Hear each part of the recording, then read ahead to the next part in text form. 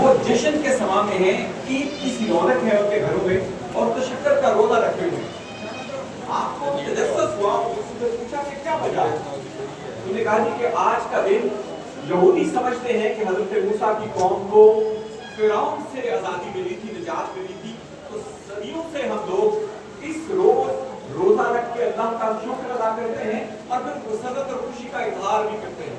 قربان جائیے رحمت للعالمین پہ آپ نے فرمایا کہ موسیٰ سے میری نسبت بھی بہت گہری ہے، آئیے ہم سب بھی روزہ رکھیں اور یہودیوں کی آزادی کی خوشی میں ان کے ساتھ شریک ہو جائیں۔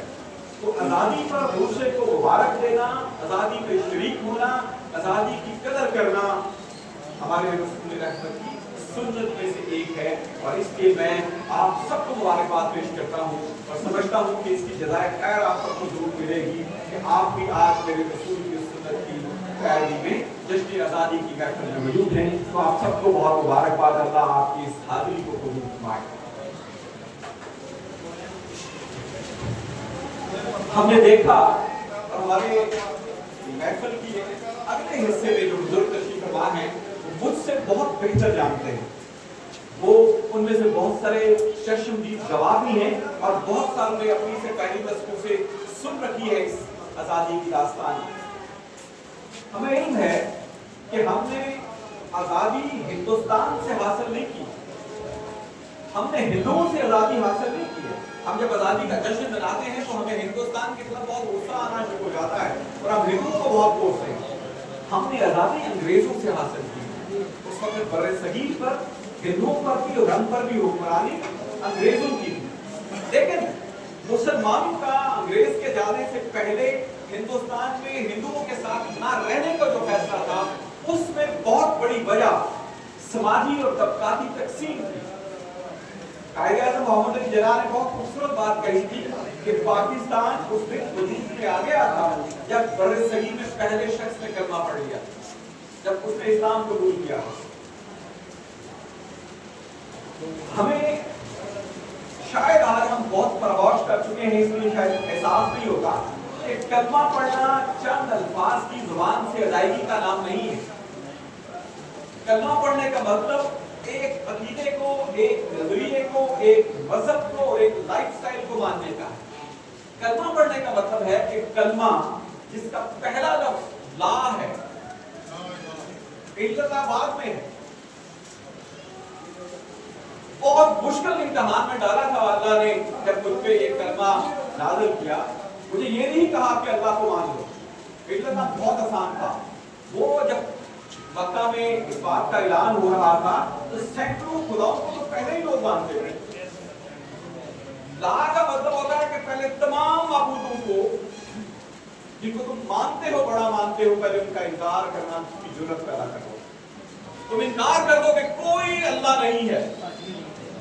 اللہ کو ماننا بہت آسان ہے، یہ انکار کی قوت پیدا کرنا کہ کوئی اللہ کے سوا اللہ نہیں ہے، یہ بہت مشکل ہے۔ تو یہ چیز انسان کے اندر ایک لائف سٹائل پیدا کرتی ہے۔ اس نے ہمارے اندر جو تہذیبی طاقت پیدا کی، اس میں ہم ہندو برہمنزم، ہندو طبقاتی نظام سے بالکل آپس میں میل نہیں کھاتے تھے۔ ہم ان کے ساتھ رچ بس نہیں پا رہے تھے کیونکہ وہ تو طبقاتی نظام میں جیتے تھے۔ ان کے تو برہمن تھے، کھتری تھے، ویش تھے، شودر تھے، لرو تھے۔ وہ تو لوگوں کو، انسانوں کو طبقات کی تقسیم کے تناظر میں دیکھتے تھے۔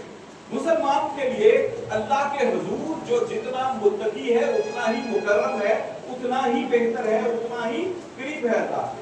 تو اللہ نے تو معیار بڑا مختلف دے دیا تھا۔ تو مسلمانوں نے جب وہاں رہنا شروع کیا تو ہندوؤں کے ساتھ ان کا میل جول نہیں بنا، اور یہ رد عمل مسلمانوں سے زیادہ ہندوؤں کی طرف سے آیا۔ میرے بزرگ جانتے ہیں، انہوں نے سنا ہوگا کہ ہم نے شروع میں سنا کہ اگر ہم ٹریول کر رہے ہیں، سفر کر رہے ہیں، ریلوے اسٹیشن میں سے گزر رہے ہوتے تو مشکی سے کی آواز لگتی کہ ہندو پانی اور مسلم پانی۔ ہندوؤں کو پانی پلانے والا اور ہوتا، مسلمانوں کو پانی پلانے والا اور ہوتا۔ وہاں اگر مسلمان کسی چیز کو چھو لیتے تو اسے کہا جاتا کہ یہ بھرشٹ ہو گئی ہے، یہ ناپاک ہو گئی ہے، اب ہم نہیں کھائیں گے۔ پاکستان کا ایک بہت بڑا بیوروکریٹ، جو سینئر ترین بیوروکریٹ کا مشتاق احمد نجوی، اس نے جب اپنی آٹو بایوگرافی لکھی اس نے کہا کہ میں ہندوستان میں تھا جب میں نے انڈین سول سروس کا امتحان پاس کیا۔ وہ اس وقت کا سول سرونٹ ہے جب ابھی ہندوستان اکٹھا تھا۔ उसने कहा कि मेरी अपॉइंटमेंट हुई तो मुझे भाई ने दिल्ली भेजने के लिए रेलवे स्टेशन छोड़ा।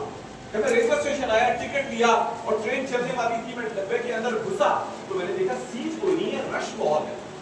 मैं ऐसे खड़ा हुआ, मैंने ध्यान मारा तो एक सीट पर सब्जी की टोकरी पड़ी हुई थी। मैंने तेजी से सब्जी की टोकरी नीचे उठाई और सीट पे बैठ गया। मेरा सीट पे बैठना था कि मेरा साथ वाला हिंदू जो साथी बैठा था, उस समय उस डिब्बे में जितने हिंदू थे वो मेरी शामत ले आए। उन्होंने कहा तुमने हमारी सब्जी को छू लिया, ये अभी नाकारा हो गई है, हमारे लिए पकाने एक काबल ही नहीं रही। मैं बंदे के साथ अल्लाह की बात नहीं कर रहा, सिर्फ सब्जी को मुसलमान ने छू दिया है तो उन्होंने तो शोर मचा दिया। लिखा उन्होंने तो मेरे वो गले पड़ गए, उन्होंने मुझे मारना शुरू किया। बिलाकर ये तय हुआ कि ये 8 आने की सब्जी है, तुम 8 आने अदा करो और ये सब्जी ले जाओ, हम ये पका के नहीं खाएंगे। यानी जिस चीज को आप छू नहीं उसको वो कबूल नहीं करते। पाकिस्तान के बहुत बड़े लिखारी है मुमताज मुफ्ती, उन्होंने एक बहुत खूबसूरत अफसाना लिखा रामदीन के नाम से। उन्होंने कहा कि यार मेरी अपॉइंटमेंट धर्मशाला स्कूल में हो गई, वो मैं अगलों का मुसलमान टीचर था वहां पर, मेरी बड़ी इज्जत करते थे बच्चे कि मैं पढ़ाता बड़े शौक से था मेरे से। एक रोज एक बच्चा मेरे पास खड़ा था, क्लास पढ़ाते पढ़ाते मुझे प्यास लगी। जब मुझे प्यास लगी तो मैंने उस बेटे को कहा बेटा जरा पानी लाना। बेटा हाथ थाम के खड़ा रहा। मैंने फिर कहा बेटा जरा पानी लाना, वो नहीं हिला। मैंने फिर उसकी तरफ देखा, मैंने कहा बेटा पानी लाना। कहा हुजूर मेरा धर्म भ्रष्ट हो जाएगा, मैं आपको पानी नहीं पिला सकता। आपकी इज्जत अपनी जगह पे, आपका एहतराम अपनी जगह पे, मैं आपको पानी नहीं पिला सकता। इस तहजीब की जो मनाक्षत है जिसमें आप एक दूसरे को कबूल नहीं करते हैं, जीना मुश्किल हो जाता। आपने देखा कि पहले हिंदुस्तान में हिंदू का पानी अलग हुआ, हिंदू पानी अलग, मुस्लिम पानी अलग, फिर आहिस्ता आहिस्ता उनके यहाँ हिंदू मोहल्ले अलग हुए, मुस्लिम मोहल्ले अलग हुए। हम देखें ना जब बरादरियां होती हैं तो हम एक एक मोहल्ले में इकट्ठे होना शुरू हो जाते हैं। ये तकसीम का अमल होता है। फिर हिंदू शहर होता है। फैसल असलम हिंदुस्तान पाकिस्तान में तारीख के बहुत बड़े उस्ताद हैं और ये बात 1995 की है। पाकिस्तान बने हुए बहुत अरसा हो गया। उन्होंने अपना सफरनामा लिखा वो हिंदुस्तान के 1995 में। उन्होंने कहा मुझे म्यांमार से औरंगाबाद जाना था, मैं वहां से ट्रेन पे बैठा और रास्ते में रुका क्योंकि अगली ट्रेन मुझे लेनी थी औरंगाबाद की। मैंने पता किया तो पता चला कि अगली ट्रेन जाने में भी घंटा लेट है। मैंने इंतजार किया, मुझे भूख लगी हुई थी क्योंकि मैं पिछली ट्रेन से आया था। मैं जो होटल है साथ रेस्टोरेंट बना हुआ था रेलवे पर, मैं वहां गया। मैंने वहां से वेजिटेरियन जो है वो खाना लिया, नॉन वेजिटेरियन नहीं लिया, वेजिटेरियन लिया कि हिंदू सब्जी खाते हैं, मैंने भी सब्जी ली। मैंने देखा तो मैंने अंदर जब हॉल में देखा तो एक शख्स जो पिछली ट्रेन में मेरे साथ भी आया था वो एक टेबल पे बैठ के खाना खा रहा। मैंने भी अपनी ट्रे ली, उस टेबल पर रखी और खाना खाने के लिए बैठ गया। कहता जुई बैठा, उसने मुझे कुछ नहीं कहा। उसने अपने ग्लास के पानी की थोड़ा सा पानी अपनी हाथ हथेली में डाला और उसे लाइन की सूरत में टेबल पर फेंक दिया। उसने बॉर्डर लाइन लगा दी कि ये तुम्हारा हिस्सा है। मुसलमान का साथ बैठना इतना कभी है और 95 की बात है। तो हमारे अबाउदाद